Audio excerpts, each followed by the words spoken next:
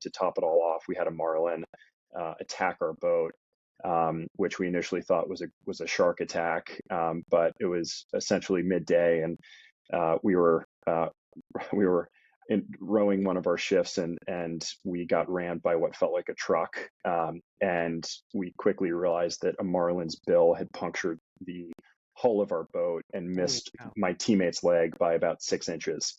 Wow. Um,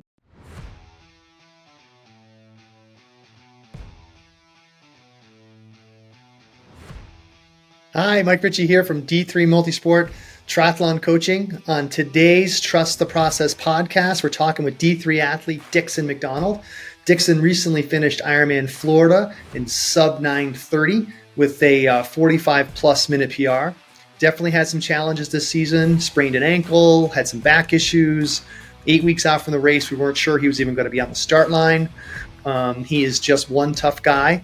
He has had the experience of rowing across the Atlantic, which is absolutely unfathomable to me. I think it's crazy, 3,000 miles. He has a lot of willpower, and he can draw on experiences like that when racing an Ironman. This is a great interview with a guy that just has so much mojo and willingness to, do what it takes to be as fast and as the best guy that he can on race day. It's just an amazing interview. I hope you enjoy it. If you enjoy the podcast, please like it, share it with your friends, and follow us. Thanks, and we'll appreciate any feedback. Thank you. Hi, Mike Ritchie here, D3 Multisport Podcast with Dixon McDonald. Dixon just got finished with Ironman Florida, and I want to welcome him on the show. And how's everything going, Dixon? Great, happy to be on the other side of Ironman Florida. I bet. So take us, before we get into all that, let's just go back a little bit. Like, what was your background as a kid playing sports and all that, and how did that evolve into triathlon, I guess? Yeah, so I was lucky. I grew up with very active parents, and from an early age, got to see my dad working out pretty much every morning before work. I think his alarm would go off well before 6 a.m. and he would disappear into the gym in the apartment building that we lived in New York. And so I think from an early age, seeing that level of consistency certainly creates a really solid foundation. And my parents guided me towards a pretty wide range of sports, from ice hockey to tennis to lacrosse. And as I got into my high school years, I graduated primarily towards tennis, which was my really my focus. And then going into college, that was actually when I stumbled upon in the endurance sports world. It was almost by luck in a way. I had a close friend who entered the New York City Triathlon, and the competitive side of me wanted to beat him. And so I signed up. I had absolutely no idea what I was doing. I really had no background in either of the three disciplines aside from running around a tennis court and 1 year of swimming in high school. And rented a friend's steel frame bike. Didn't have a clue about nutrition, but was able to work my way to the finish line of the New York City Triathlon, and immediately was hooked. And that led me to run my first half marathon my senior year of college. Again, I had no idea what I was doing. I didn't train. I just went out and ran 13.1 miles.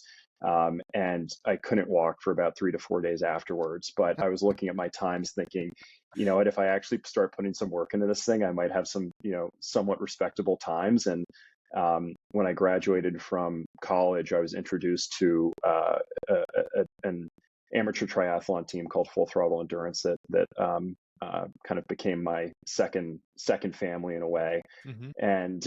And with them, that really was the start of my triathlon career. And started at sprint and Olympic distance races, and kind of moved all the way up to Ironman races. And over the course of that period, just had a itch to try to get better and faster and learn more about the sport. And thankfully was surrounded by great coaching like yourself, among others, and great teammates who really supported me in doing that. That's pretty cool. And so, well, let's dive in a little bit into college, because I know post college you had a big endurance event, which Mm-hmm. rowing across the Atlantic. So tell me a little bit about that. Was that a race, Yeah. or was it for charity? Yeah, exactly. So for context, it's a transatlantic ocean rowing race. It takes place, starts in the Canary Islands, finishes in Antigua.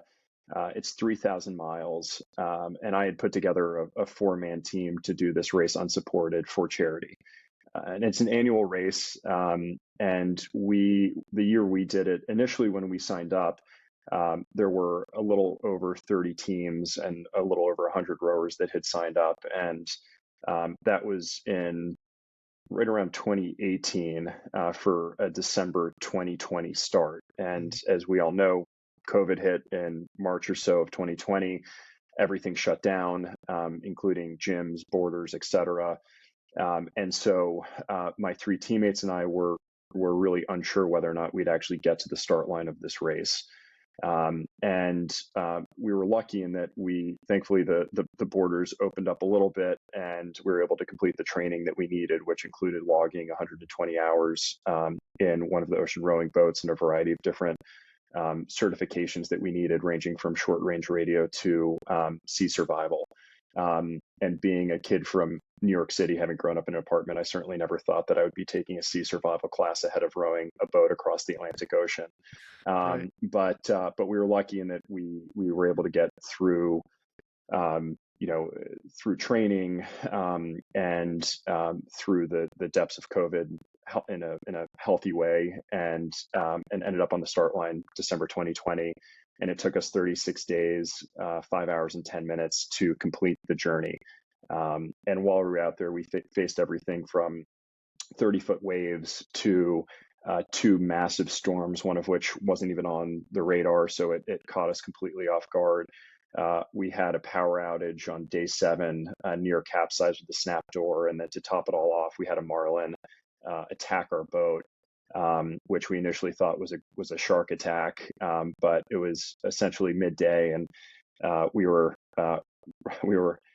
rowing one of our shifts, and we got rammed by what felt like a truck, and we quickly realized that a marlin's bill had punctured the hull of our boat and missed my teammate's leg by about 6 inches.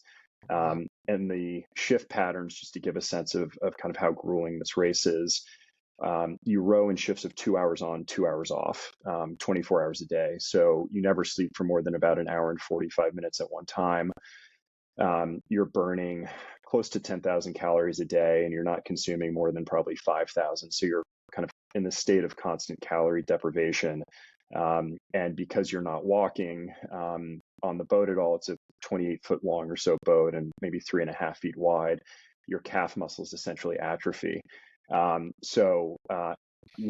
a variety of ways, both mental and physical, it's a brutal test of endurance, teamwork, selflessness, and just doing whatever it takes to try to get to the finish line. That's wild. That's wild. So obviously you had some big challenges there, and so you were able to repair the boat, obviously, right? And Yeah. that was great. Did you do that from the inside or the outside? So we were lucky that we had a repair kit on board, and so we were able to. What we ended up doing was we had about 6 or 7 inches of this marlin's bill that was sticking out of the hull, the inside of our boat, and so we hacksawed off that bill. We left probably another 6 inches or so of the bill that was wedged in between the layers of the hull of the boat there. We cut one of our dehydrated food packets in half, and we essentially used that as a seal to put on the floor of the cabin, and combined with epoxy resin that stuck for the remaining 1,000 miles or so that we had. Wow. So we were lucky that we were able to fix it, but when it happened, we certainly thought that we were going to have to evacuate. There was water gushing into the stern cabin. We had gotten our grab back out in preparation to potentially need to evacuate, and had checked in with the security officer who was helping manage the race from land, and he very nicely guided us through what we needed to do to try to get through that, and thankfully we did. But it was definitely a pretty harrowing. Well, it could have been a much more harrowing experience, but we thankfully got through it in about 6 hours, and we're well on our way rowing again after that. Right. So a flat tire on the bike is nothing, right? You can fix that. Yeah, it definitely puts triathlon training and racing into perspective. not to take away from anything triathlon specific, but I would say what was the most challenging aspect of that race compared to being in a triathlon is there's no shoulder, there's no ability to get off. You're on the boat, you're in the middle of the ocean, it's unsupported. So whether it's storms, snap doors, dehydration, sleep deprivation, you're in it. And this applies to triathlon as well. But the more you complain, the more you don't want to do what you're supposed to be doing, the slower you go and the longer it takes to get to the finish line. So, despite all the challenges that we faced, we were always committed to not fighting with each other when the going got tough, and staying committed to the task at hand, which ultimately got us to shore, faster than I think it otherwise would have. Right. That's awesome.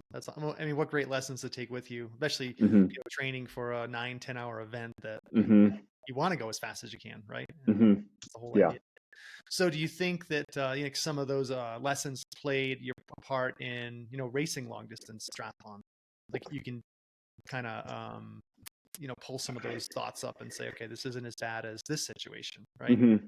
Yeah, definitely. I think a few things. First off is training for whether it's rowing across the Atlantic Ocean or training for an Ironman. As you and I have talked about so many times, it's one about trusting the process, and two, just about being consistent. Right. And regardless of what headwinds you may face, figuring out a way just to navigate them. And as soon as COVID hit, our reaction as a team was not, okay, this happened, we're going to drop out of the race. It was like, this actually is a huge advantage to us, in a way, because let's use this opportunity to train extra hard. Let's figure out a way, even though gyms are closed, let's figure out a way along with our coach to, continue to effectively train for this, whether that's being on an erg, in an apartment, in a garage, wherever you can kind of dig one up, going for weighted vest runs outside, but just figuring out a way, regardless of what the external factors were, to get through it so we could get ourselves to the start line in the best shape possible. Right. And so, that I think we use the headwind as a way to motivate us when others were maybe doubting us. And I certainly think that that's applicable when it comes to training for triathlons, whether it's injuries that you face or, a packed work or personal schedule, regardless of what it is, just trying to be as consistent as possible, not making excuses, and just using whatever the more metaphorical storm is as motivation to help grind through it.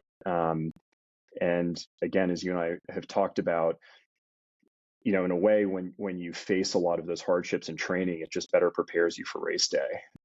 And when you are racing and you have an ache or a pain, which inevitably happens, especially over the course of a long distance race, whether it's in your legs, back, or mental, you just can revert back to those moments in training when you said, man, this just absolutely sucks. And I want to get off the bike. I want to stop running. I'm cramping. I haven't taken enough carbs. Whatever the reason is, if it happened in training and you start to feel that in a race, you can say, look, I know I've overcome this in training, so I know that I can overcome it in this race. And at the end of the day, in X number of hours, it'll be over and you'll be, on the couch, with a big plate of food in front of you. Right. So, going into Florida, you had strain from tennis and then got back on track and then had an issue with your back. Mm-hmm. And one man can only take so many body blows, right? And, Yep. and I think that, if we look at like even September 30th, September 15th, the chances of you doing the race, if they were 50-50, I would say that would be pretty good. But I didn't know that they were there because, there was a lot of doubt if you could get your back healthy enough in your legs, which you hadn't been running because of the back. And then the cap and we'd only put in minimal amount of running. Yep. What got you over the hump there to just say, okay, I've got 6 weeks. I'm going to just do the best I can. And obviously we were doing more cycling, so that was helping a ton. And then when the back was healthy, obviously you're swimming as much as you could. But that, like I said, I mean, sometimes you can just only take so many hits, right? And it hurts. So we got to early, mid-September or so, and you're kind of on the fence, like what kind of got you out of Hmm. bed every day to get the workouts in and say, okay, I'm just going to knock this out, and it'll be what it's going to be. Yeah. So I think, in July when the ankle sprain happened, you know, again, I think it's all about the supporting staff that you have around you, so to Mhm, speak, and mhm. the kind of the support you get from um, coaching and family and friends. And you and I were very quick to adapt my training schedule to account for the fact that, okay, I can't run, for the time being, I can't really bike either. So let's get in the pool. Let's keep the aerobic work high, and swim really as many yards as you possibly can in the span of a week. Right. And so we were able to adapt training to accommodate for the ankle injury. Um, and then as my ankle slowly improved while I still couldn't run, I was able to obviously bike. And so you and I focused a lot on getting my cycling power up. And then, before my run even really came back, I had some pretty severe back spasms, so much so that I couldn't get out of bed for a 2.5 day period. And I think it was mid-September, as you mentioned. Mhm. And it was around that time where, you and I, had a conversation about, okay, is Ironman Florida realistic? And should we just call it a season and kind of tie a bow on it after missing age group nationals because of my ankle and focus on 2024? And, to your credit, I think you definitely push me as well to not mail it in. Mhm. And having been through, having had prior, lingering injuries, I've had foot surgery before. I've had Achilles issues that have knocked me out of races, or at least deferred my ability to race in past races. And speaking to the rowing race as well, where every day there was some part of your body that was either hurting or fatigued. Um, just knowing that if you adapt training, you can still stay on track to ultimately get to where you want to be. But again, it goes back to just a belief in what you're doing, and just using uh, whatever injury you're kind of dealing with in the moment, using it just as a form of motivation to say, look, you know, people might be counting me out, and maybe that's imaginary, and just you're using that as a tool to self motivate. But whenever those injuries happened, I looked at it as a challenge to myself to try to come back stronger and come back on the other side of it saying, you know what, if I didn't think that I could break 9:30 in an Ironman, and I just didn't think that was even in the cards. But um, by staying consistent and staying motivated, and just controlling what you can control, that ultimate, and also thankfully having a very patient fiance who put up with my occasional mood swings during my Right. injuries. That certainly was the support that I needed to get to the start of the race, and then have I think luckily a really solid race. Well, I had more to do with luck, more than luck, but yeah, I hear you. Yeah, yeah, yeah. So, you got like we talked about before the race, like, yeah, specifically, you didn't have your long runs in, like, Hmm. as many as we wanted, did a couple. Hmm. But you've got years of endurance, and that all matters. And it all Hmm. counts, uh, Yeah, the and rowing and I now, think. it's all just, and like I said, you're at some point in that race, your quads are going to go, and that's Hmm. what you're going to have to deal with. And, you don't Hmm. fall off too much. Hmm. Well, that's awesome. I think, a lot of good takeaways in there. I mean, obviously, your back's against the wall, and, you're Hmm. counting yourself out. Maybe you're not counting Hmm. yourself out. Maybe other people are counting you out. You've got a good Hmm. support staff, people around you helping you out, family, friends. Hmm. I was doing whatever I could to, keep you uplifted. Hmm. 'Cause I know it was, Hmm. dark days in there for sure. And, Yep. I was really bummed about it. It's like, oh, and the other side of it, I'm like, you're so close to just going Hmm. out there and just having a great swim and a great bike. Hmm. And let's see what the run is, right? And if you run Yeah. 3:30, which I think is well below your capability, that's fine. And that's Yeah. kind of how it went, right? But, um, well, take me through the day, because I think that Hmm. it started out really well, and I think it finished Hmm. really strong. And if you just want to, kind of recap, it'd be great. Yeah. So in terms of race day, we had really great weather. It definitely was lining up to, I think, be a pretty fast day on the course. So the starting temperature in the morning was around 55 degrees. The water temp was, I think, right around 74 and a half, maybe 75 degrees. So just inside of wetsuit legal. And it was a 2-lap swim course. And I started with the group that I think was right around the 55-minute mark. And so right when the gun went off, the first lap, it was just open water. And so I quickly found someone's feet and was able to sit on them for the vast majority of the first lap. The water conditions, I think, from how that race has historically sometimes been, I think were very manageable. There wasn't big surf. There was maybe a little chop once you got out past the pier. I would say the biggest distraction was that there were just thousands of jellyfish, and thankfully none of them were the stinging kind, or at least none that I felt. I think I maybe had one minor sting at some point throughout the 2.4 mile swim, but nothing severe.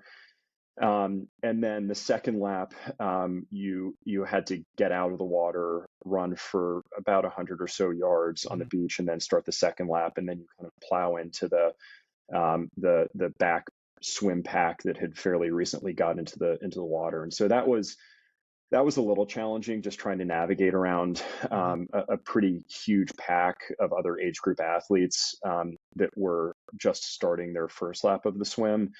And so initially I tried to hug the buoys, and it just ended up being a total cluster, and people swimming in a variety of different directions. And so I ended up navigating kind of towards the outside of the pack. And even though I think that meant me probably swimming a little bit longer than the 2.4 miles, I think my hope is that it saved a little bit of time versus getting caught in the inside where, I wouldn't have been able to really navigate. And so I came in pretty much an hour flat. I think my first lap was 28 minutes. My second lap, obviously, a little bit slower, and I think that was just due to congestion on the course. And then the first transition was definitely long, and I kind of knew that going in, so I was able to manage my expectations that it would be right around a 7-8 minute T1. And so took my time, didn't run too fast, was able to get my wetsuit off pretty quickly out of getting out of the water, and got onto the bike with no real issues. I'm someone who definitely prefers colder weather versus hotter weather, despite being based in South Florida. And so I think the temperature may have been in the low 60s or so by the time we started, which for me actually is really comfortable. I didn't have any arm warmers or gloves on, although there were definitely athletes that were putting those on. And for the bike, my heart rate monitor didn't connect to my Garmin bike computer. My power was there, but for the entirety of the bike course, I was unable to get my heart rate monitor to connect. And so, initially that was a little bit of a distraction. And I think what happened was, and whoever's listening might be able to correct me if I'm speaking out of turn here, but I think my heart rate monitor was still connected to my watch from the swim. And I hadn't saved my swim workout yet. So I think that's what caused an issue. And I tried to briefly stop my Garmin bike computer to connect my heart rate monitor, but it just ended up being complicated. And I knew from having in the lead up to the race, I guess for context, we had programmed 5 consecutive weekends of rides ranging anywhere from 100 miles to 100 and just inside of 130 miles. Right. And I knew in those conditions that my heart rate pushing, normalized power of somewhere between 210-ish watts, that my heart rate should be right around kind of mid 130s to kind of low to mid 140s.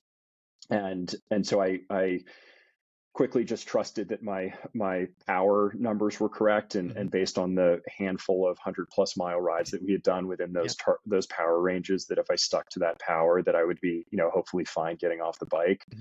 And thankfully that's what happened, and throughout the bike course, stuck to the nutrition plan that we had tested for a very long time, that worked for me. On the bike course itself, the first probably 20 or 30 miles, there were some light headwinds. I think there were sustained winds of maybe 9, 10 miles an hour or so, gusting a little bit higher than that. And then the back probably 30 or so miles of the bike race had a tailwind. Mm-hmm. So it was a little bit of a challenging start, but certainly nice on those later miles to see your speed, hovering Mm-hmm. well above your average as your average kind of slowly creeped up, working your way into the run. And then I guess on the run, I within the first mile, both my What was quads. your bike split was 450, right? Yeah, 450. So averaged, I think that's a 23.2 mile an hour or so And you average. figured 452 to 455, 58, something like that, Yep, right? exactly. So Right on came target. in, right on target, which was great. And then came into T2. Again, no issues. Was able to pretty quickly Mm-hmm. transition from bike to run, and body was feeling good for the most part.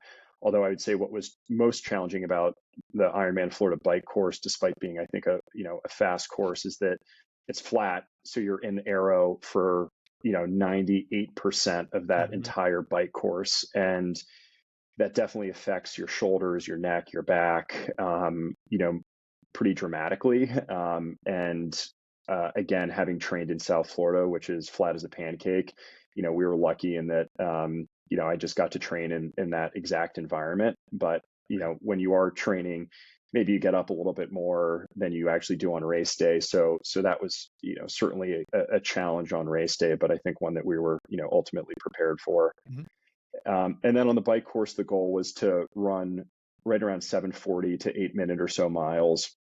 And within the first mile, both quads started seizing up a little bit. And so I initially thought this was going to be a really long day, and might end up having to walk the marathon. And I looked down at my watch and realized that I was running around 7 minute miles, which is dramatically faster. But my legs felt so heavy that I was Yeah. convinced that my watch was wrong. And I just thought there's absolutely I thought I was running 9.5 minute miles, or, Right. walking 9.5 minute miles. I didn't think I was running sevens. And And that changes so your I, perspective immediately, right? yeah, immediately. So I was slowed it down. I think maybe after the first mile, when my watch clicked off, I think a 7:10 or 7:11 first mile, Yeah. and then was able to settle into miles more in that kind of 740-ish range. And it was a 2-loop out and back course. The outs were very straightforward, Mm-hmm. slightly downhill at times with a little bit of a tailwind. So that was actually really comfortable. It was the coming back into Panama City Beach where you faced a little bit more of an uphill headwind, and that was mentally really tough. And I just kept telling myself, just try to get to the halfway point. You'll turn around. You'll have another 6 or so miles that are where you have a little bit of a tailwind, and you can just kind of coast those, and then turn it around and just put your head down and try to grind out the last 10. Right. And so with 10 miles left, really just try to compartmentalize each mile, hit each aid station, kind of treat those last 10 miles as intervals, and as they were ticking off, I just told myself, okay, you have 10% less, 10% less. And around the time that I was touching on 4.5 or so miles left, I knew that if I blew up, which essentially meant running 9 minute miles or slower, that I wouldn't break the 3:30 mark on the marathon. And I knew that I probably wouldn't break the 9:30 mark for the overall course time. And so I managed to negative split each of the last 4 miles of the race. I think I had started slowing down, and my slowest mile was an 8:46. Mm-hmm. And I think I went 8:46, 8:43. Kind of eight flattish, and I think my last mile was right around 7:15. Right. So I don't know if that necessarily. I don't think I had any more to give. I was certainly in a world of pain at that point, but really, really proud of the fact that I was able to get through those last few miles at a solid clip. And when I crossed the finish line, I saw my fiance, and I actually didn't know what my total time was. I knew what my marathon time was, but not my total time. And she pulled up the the finishing time, and I came in 58 seconds inside of 9:30. Yep. So the goal that we had set out of, which I think was a lofty goal of coming in at Yeah, 9:30, for sure. we broke by 58 seconds. So That's awesome. so was really pleased with the outcome, it was one of those days where the stars aligned, and was able to have a great race, which can be few and far between sometimes. But For sure. when it does come together and you execute the plan, there aren't too many better feelings than that. Right. That's awesome. No, I'm super proud of the effort you put in. I mean, especially finishing with that big, last mile, almost as fast as the Hmm. first mile. Hmm. No, that was incredible. And I think that, it just, now we know you can do an Ironman on, 6 solid weeks of training. We don't ever want to do Hmm. that again, but we know. Yeah. You can pull out a Yeah. 9:30. Yeah.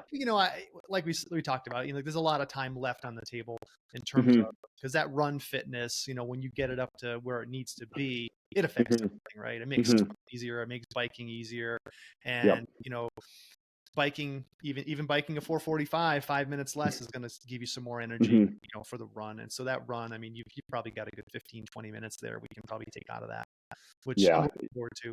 But I think it's a good launching point for next year, whether you race an Ironman or not. Hmm. Especially if you're going to focus on 70.3. I mean, it's all Hmm. to be determined, or go to age group nationals and have a great race there. But Hmm. I think the whole season for you, and correct me if I'm wrong, but I think that June, July, or maybe up to June, like things were looking pretty good, and Hmm. everything. Got a couple injuries with the ankle sprain, and then the back, and then it kind of goes Hmm. south. My feeling, honestly, was just like, let's go have a decent race. Like, let's go Hmm. 9:40, 9:45, set the goal for Hmm. 9:30, but let's just go out there and have something to launch into next year, saying, okay, all that Hmm. training worth it. It paid off. I Hmm. know I can bike 450. Right. We know you could, you Hmm. probably, that swim wasn't long, but the times were slow, I think, because of the current. Even the pros were 52, 53 minutes.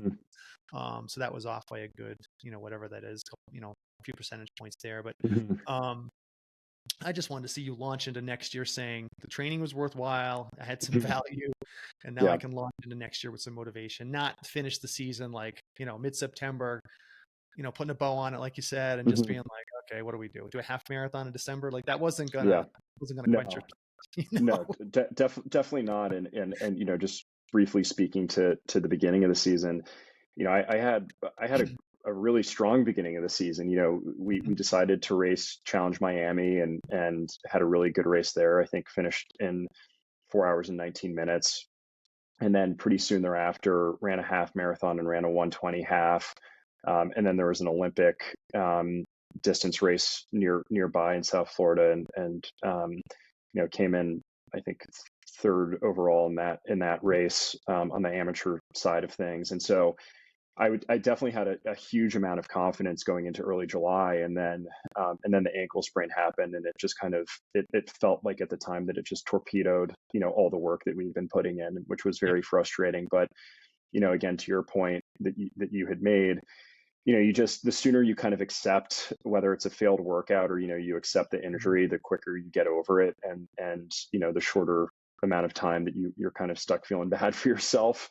And again, the quicker you do accept it, the faster you can hopefully recover and figure out a way to navigate that. And so, I think without having bought into that philosophy, I don't think that a sub 9:30 Ironman would have been possible in early November.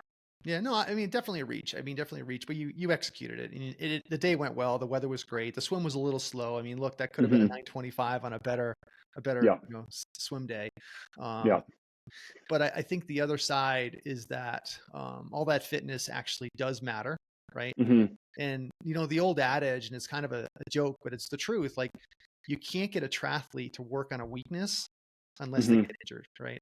And your Hmm. biking is not your weakness. Your running is not. I Hmm. mean, I don't know if you have any weaknesses really, but the fact that you're able to put all those miles on the bike helped a ton, and it Hmm. helped the run, right? So that Yeah. run is just going to get better and better. That bike, now know what a big block on the bike does, and we can do a couple of those in next year, no matter what Hmm.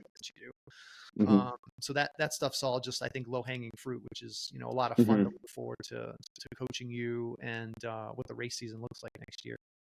Definitely. Yeah, Definitely. yeah, Yeah. No, I'm excited, and the addicting part of this whole of triathlon, or the exciting part, especially as you get a little bit older, is there are three sports aside from maybe running, but I'm at an age where I'm kind of lucky enough that I feel like I still have a solid 5 to 10 years where I can get faster, and where I think we can hopefully chase that sub 9 hour mark, I agree. on a flat course, which is really exciting and certainly keeps me motivated, and again it goes back to having a great support system that is supportive of me getting up at early hours and disappearing for half a Saturday to spend Right. 6 hours on the bike and run, and then come back exhausted, but again, at the end of the day, I love the process. I love the journey, and I really thoroughly enjoy training for these races and seeing what the body and mind are capable of, and so I definitely, whether it's another Ironman or a shorter course race, this is something that I would love to do as long as my body is capable of doing it, and hopefully that's for many more decades to come. So yeah, again, just really happy to have done Ironman Florida and looking forward to what's next.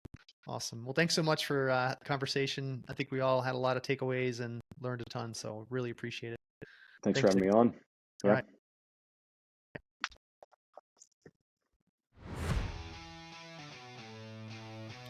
Thanks for listening, everyone. We hope you enjoyed this episode of Trust the Process. If you have a question on anything related to triathlon, please send me an email at mike@d3multisport.com. We'd love to hear from you. Make it a great day.